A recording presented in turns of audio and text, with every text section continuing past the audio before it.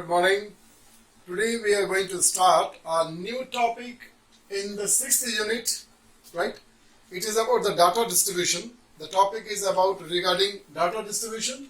In data distribution, we are going to see the frequency polygon. So today's topic is basically the frequency polygon.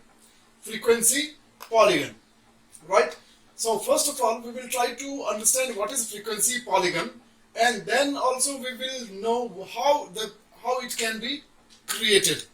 So frequency polygon is created by using the segments to join the midpoint of the histogram. Clear? Okay, I'll tell you. It is to do with the histogram. This is to do with the histogram. Is this okay?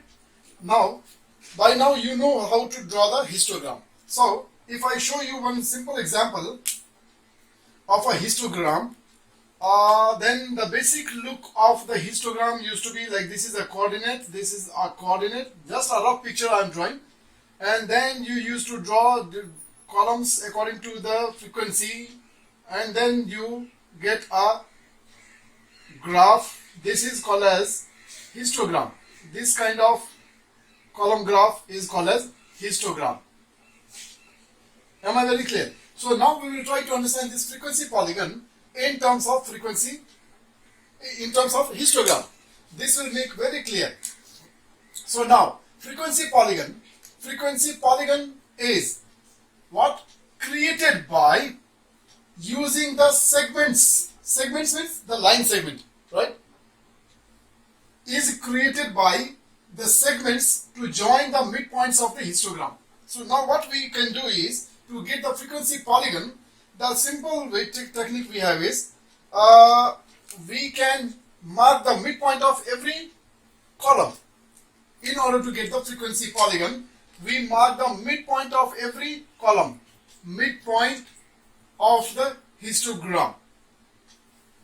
Midpoint of histogram bar tops. So these are the histogram bars, right? So let us mark the midpoint of the bar top. Mark the midpoint of the bar top. Clear? After marking the midpoint of the bar top, then we used to join them with the segments, with the line segment. So let us join this with the line segment, right? So by doing so, you are getting a kind of graph. This graph is called as frequency polygon. Is it very clear? So basically now we have understood what is frequency polygon and how it is created. So frequency polygon can be created by joining the midpoint of the bar tops of a histogram. We get a kind of pattern. That pattern is called as the frequency polygon. Is this very clear? So a histogram creates a picture. A histogram creates a picture that can help to understand how a data is distributed. So the application of this and the use of this frequency polygon is, it gives us detailed information about the data distribution. Is this very clear? How the data is distributed, where the concentration of the data is more and where the concentration of the data is less. Is this very clear? So by joining the midpoint of the bar top, we get different type of patterns. And on the basis of that pattern, we classify the frequency polygon in 5 different categories. So we are now discussing about the shapes of the frequency polygon. Clear? And then these are 5 different types of frequency polygon. So now we might get the frequency polygon of this shape, right? Where the data distribution is more concentrated towards the center. On the left side, we have lesser data. Right side, we have lesser data, and maximum data concentrated in the center, right? So this kind of curve we will get, right? And this kind of curve, if you get, then it is named as normal distribution. For the normal distribution, what happens is, I will show you.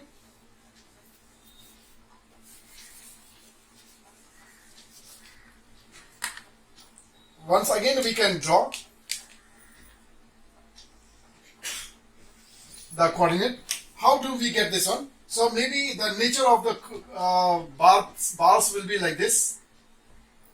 It will be gradually increasing. This bars will be, the height of the bars will be gradually increasing, and then after reaching to a stage, it starts decreasing. It starts decreasing. Is this very clear? Now in this case, if you join the midpoint of the bar tops, is it alright? You mark first of all the midpoint of all the bar tops, and then you join them with the line segment. Clear? Then you can see you are getting the polygon of this shape. So this polygon, this frequency polygon is of this shape. Is this very clear? Here from the histogram also it makes very clear that maximum data is concentrated at the center, and on the two sides of this histogram we have lesser number of data. Concentration is less towards the edge and then more towards the center. Is this very clear? So if you have this kind of histogram, then you will be getting the frequency polygon of this type, and then if you get the frequency polygon of this shape, we will call it as normal distribution. Is this okay? Please remember that this whole topic is very simple topic, because we have already done everything. We have learned about the box whisker plot, we have learned about the histogram, right?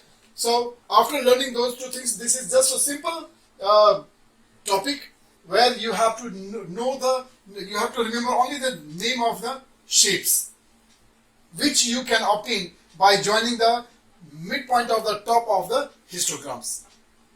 Is this very clear?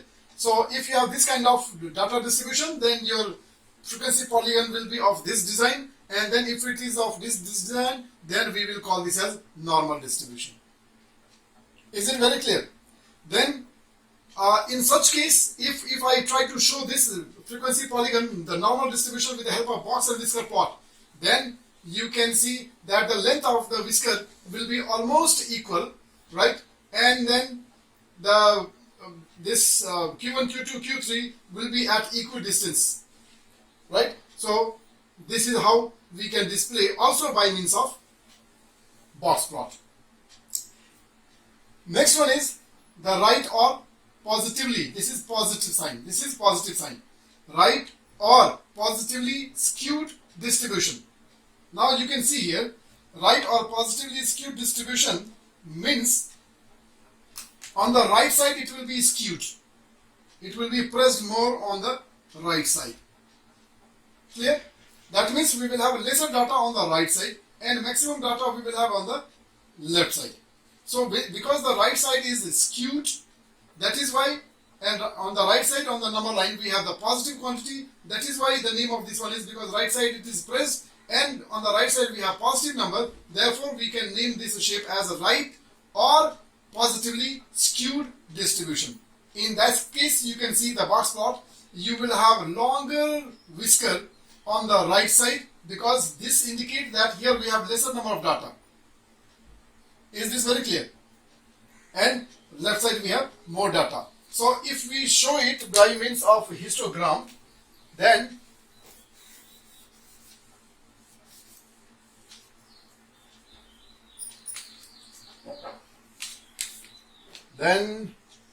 let us once again draw the coordinate. We will have maximum data on the left side, and then gradually directly it is decreasing. Can you see this? So in this case, if you draw the frequency polygon, again you are going to mark the midpoint of the bar tops, right? And then you are joining. So you can see what kind of, right, this kind of graph you are getting. That means you have lesser data on the left side. Therefore the right side is pressed, and therefore we can call this as right or positively skewed distribution.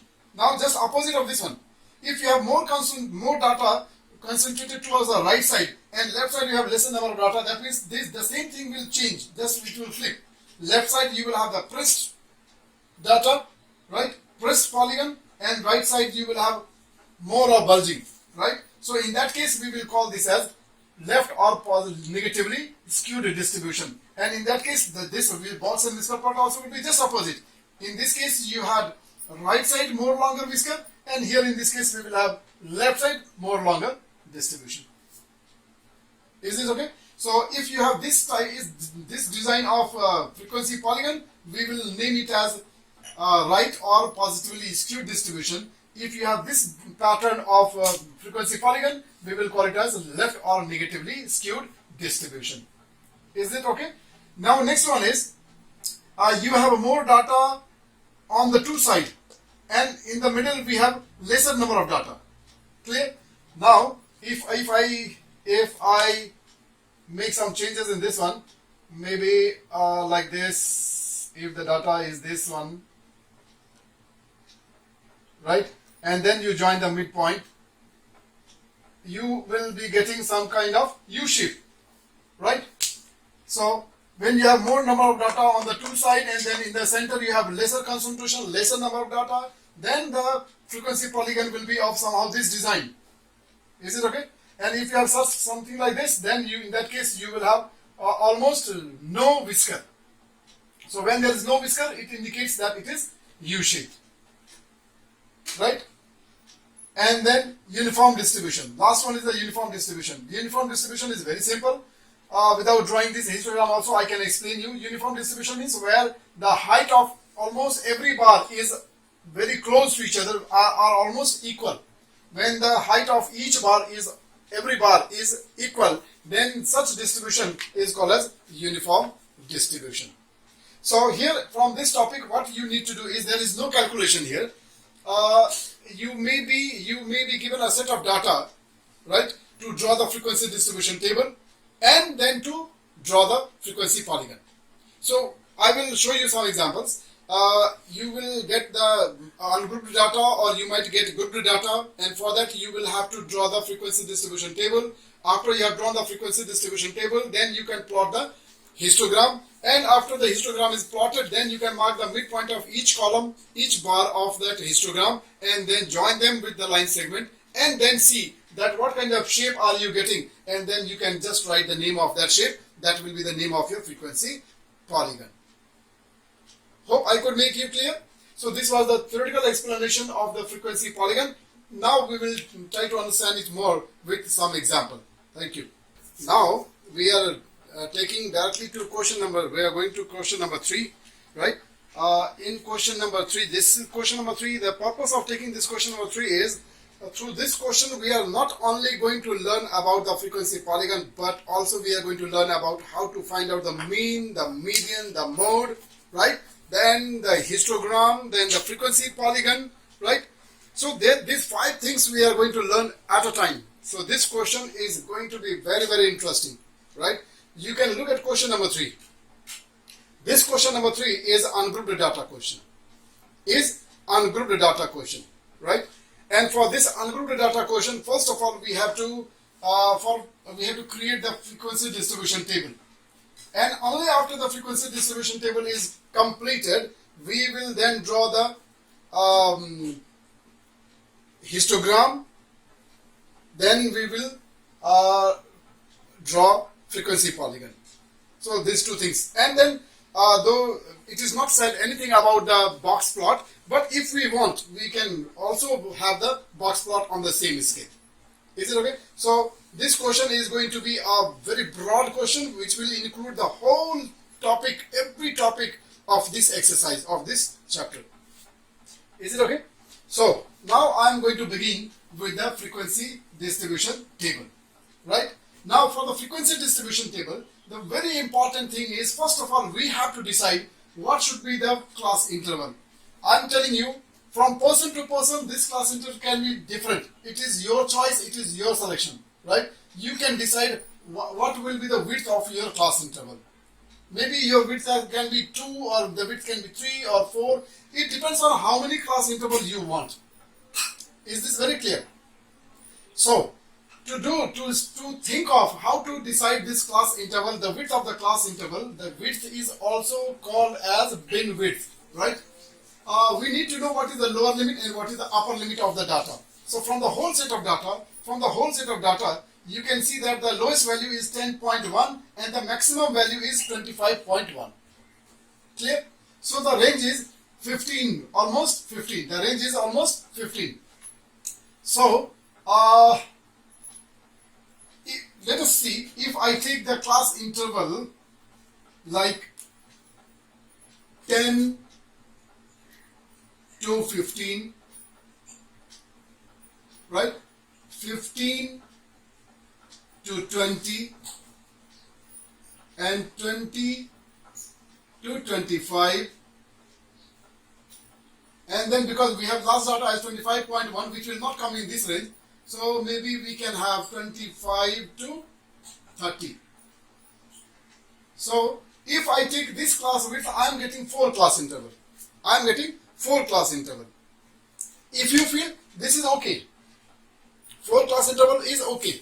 But if you want this class interval to be little more, maybe then you can change the bin width. Maybe you can take the bin width of 4. Right? So 10 to 14, then 14 to 19, like that you can take. It is up to you. Is it okay? So I will show you this change also. You will get again some more understanding. If I create this class interval for 2 times, then it will give you better picture. Now, first of taking the width of 5, I could get only 4 class interval, and my desire is to have at least 1 or 2 more extra class interval. I want to have 5 to 6 class interval. Okay, that will be more appropriate. So in that case, I can take the width as equal to 10 to 14. Now the width I have taken is of 4, so I can just go on adding 4. So 14 to 18, 18 to 22, 22 to 26, right? By taking this also, I am getting almost same only, 4 class interval only. Is this okay? So there is no benefit. There is no benefit. You want more? You can go for another experiment. I am showing a different experiment. Okay? We can go for anyone. Just to give you a better understanding, I am changing different width. So maybe let us take now the width of 3. So 10 to 13, right? Then there is width of 3. So we will just go on adding 3. So 13 to 16, then 16 to 19, then 19 to 22, 22 to 25. This last one will not come in this one, so let us take one more. 25 till 28. Now we got 1, 2, 3, 4, 5, 6. This is more than enough. So we will now keep only this many class intervals. We are not going to go more than this one. Okay? Having too many class intervals also is not very good.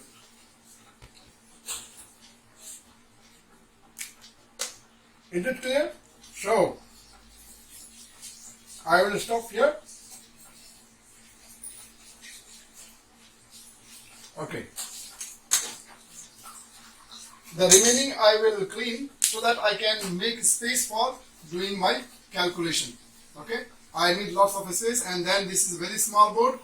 That is why I am making good use of the board, each and every corner. Okay. Now we can use the tally mark, right? Starting from what we can do is we will go row wise. 10.6 will come in this, so mark. Then 14.3 will come in this. Then 14.7 also will come here. Then 15.3 will also come here. Then 15.5 also will come same. Then next one 16.2. 16.2 will go here. Then 16.4 will be here. Then 16.9 again will be here. Then 17.0 will be also here. Then 17.4 also will be here. After 4 line, 5th line has to be diagonal. Then next one 17.9 also will be here. Then 18.0 again here. 18.7 same. 18.7 again same. Then 19.1 will go in the next. Then 19.2 again here, right? Okay.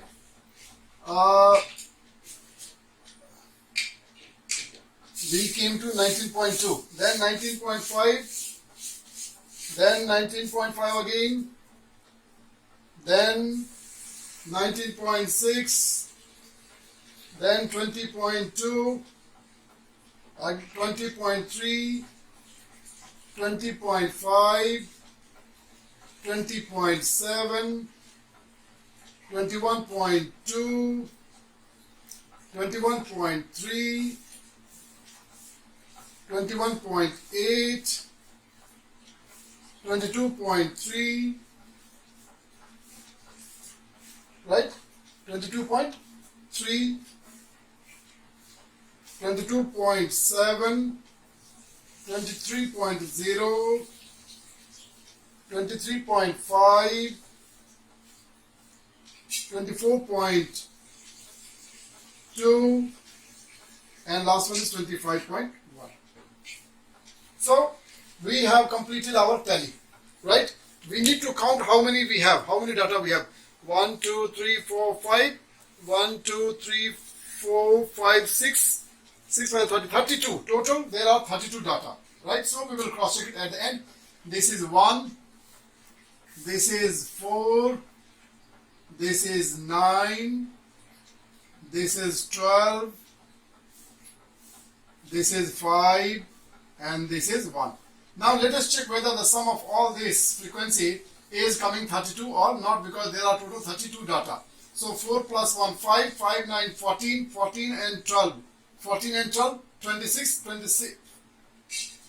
4, 1, 5, 5, 9, 14, 14 and 12, 14 and 12, 26, 26 and then 6, 32. So we did not make any mistake. We have completed our frequency distribution table. In this question, at least the data were all given in the ascending order. So making frequency distribution table was more easy. Okay. Now after this, we are moving on to calculating the mean, the median, and the mode. So first of all, in question number A is to find out, determine the mean, median, and mode. Please remember that this question is ungrouped data. Ungrouped data means where the data can be seen. When the data can be seen, then finding the mean, median, and mode is very easy, right? So let me show you practically mean, median, and mode. How do we calculate? Mean will be equal to, mean is equal to how? Median we will calculate, right? And then lastly we will calculate the mode. Is it okay? So I am going to show you first of all the mean, median, and mode. Is it okay? Okay. So we have total 32 data. We have total 32 data. Is it alright? Now this 32 data we need to add. Clear? So when you add all the 32 data that is given, the sum of this all 32 data is coming as 611.2. Sum of all the data is 611.2. Clear? 611.2. Now this sum will be then divided by 32. When you divide it by 32, you know how to find the average. Mean means average, right? It's very simple task. So add all the data and divide it by the total number of data. You will get the mean, and this is your 19.1. This is your mean. Is this okay? Now we have to find out the median. For the median, since all the data are already arranged in the ascending order, right? This is ungrouped data. For ungrouped data, since we have all the data are arranged in ascending order, so what we can do is we can find out the position for the median. There are 32 data. There are 32 data, and 32 is an even number. Therefore, you will get 2 positions for your median, right? So half of 32 is 16, and then the next, so first position will be 16, and another position will be 17. So now count and then see what is the data at the 16th position. So the data at the 16th position is 19.2 and the data at the 17th position is 19.5. So you got these two data, right? You got the data. 16th position data is 19.2 and 17th position data is 19.5. So average of these two data will become our median. So 19.2 plus 19.5. This is the data at the 16th position. This is the data at the 17th position. So we will find the average of these two and we can get the median. So this will come as equal to 19.35. So you got your median. Now mode. Mode is again a very simple thing. Mode means now you can just physically see all the data and then check which data has repeated for maximum number of time. Which data has repeated for maximum number of time. Is it okay? The data which is repeated for maximum number of time is called as mode. Right? So now we will check. When we are checking, we can see that there are two data which are repeating for the same number of time. One is 18.7 which has repeated for 2 times and then another data is one is 18.7 and another is 19.5. One is 18.7 and another data is 19.5 and both the data are repeating for 2 times. It means both will be the mode. So from here what we learn is the number of mode can be more than one. Mean there will be only one. Median can be only one, but mode can be more than one. So since here there are two data which are repeating for more than for equal number of time, maximum number of time, therefore both the data will be the mode. So the mode will be the first mode which is repeating is 18.7 and then another is another is 19.5. So there are two modes. This is your first part of this question. Question number, this is all in ABC only. This is all in A. So A has these 3 parts. We calculated mean, the median and the mode. Clear? And this frequency distribution table we have created in order to draw the histogram and the frequency polygon. So we are now going to use this frequency distribution table for creating the histogram and then frequency polygon. So I need to draw the coordinate and then after that I will be able to show you the histogram and the frequency polygon and also then we will write the name of the frequency polygon. Now we are going to draw the histogram. Okay, histogram for this given frequency table. So 10 to 13 the height is 1, that means half of this it will be somehow here. Then height of 13 to 16 is 4, so this will be somehow here. Right, let me mark the point first of all. Then 16 to 19 the height is till 9. Then 19 to 22 is the height is till 12. Then is 5, 22. 22 to 25 is 5. That means it will be somewhere in the middle. And then last one is again 1. So now I will complete the histogram.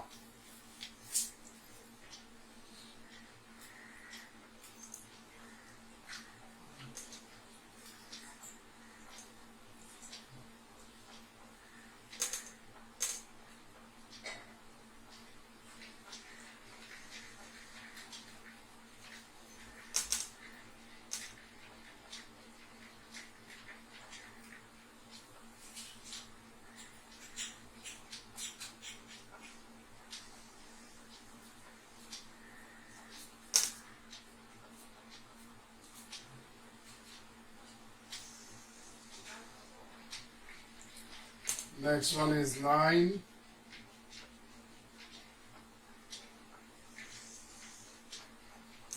Then is 4.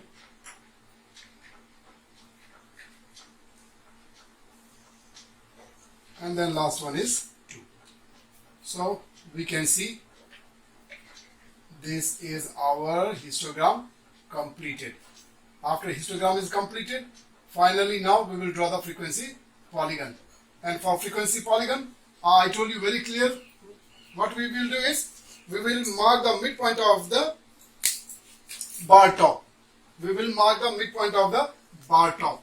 So this is the midpoint, midpoint, midpoint, midpoint, midpoint, midpoint, right? And now we can join it with the line segment. We can join this midpoint with the line segment. You can see here in the center the concentration is more, and then in the two sides the concentration is less, right? Gradually increasing, then going up to the maximum, and then gradually decreasing. So this is your normal distribution, right? So the name of this frequency polygon is, the frequency polygon is a normal distribution. Is this very clear? So this is the end of your question number 3. Just practice this one question, and then also you can go to question number 1. Question number 1. Question number 1 is very simple. You are given some few histogram. Now you have to join the midpoint of each bar top and then get a polygon, a frequency polygon, and then name the frequency polygon. Is this very clear? And then in question number 2, for that frequency, for the same bar histogram, you have to also name the name of box plot. You have to also draw the box plot. So question number 1 and question number 2 will be your activity, and then question number 3 you can do by after understanding. So with this we are ending the session here. Thank you so much. Take care and enjoy learning maths. Thank you.